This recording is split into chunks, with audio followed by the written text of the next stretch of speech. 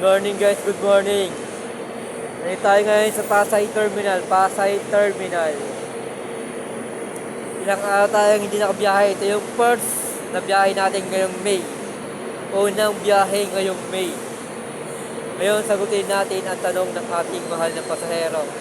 Ang kanyang katanungan is, pwede daw ba magpasabay or magpadala ng isda? Yun po yung kanyang katanungan. Yes po, pwede pong magpadala at magpasabay ng isda. Pero, may kaagibat po yan pamasahe. May ticket po yan. Titikitan po sa bagahe padala ng bawat terminal. Gaya sa 5 star, may bagahe padala na section. Doon nyo po papitikitan. Doon po titikitan.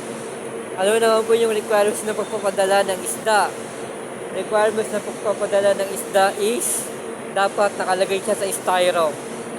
Nakalagay siya sa styro tapos nakabalot ng plastic para hindi po mag-leak yung tubig. Kung sakali man tumagos yung tubig sa styro, hindi mag-leak yung tubig kasi naka-plastic para hindi po mabasa yung ibang bagahe na bagahe sa loob ng bus.